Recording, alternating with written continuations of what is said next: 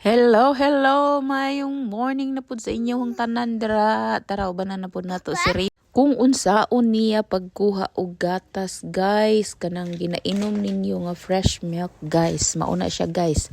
Mauna ang gamito niya kung unsaon pagkuha anang mga gatas sa baka, guys. Everyday gina niya ginabuhat.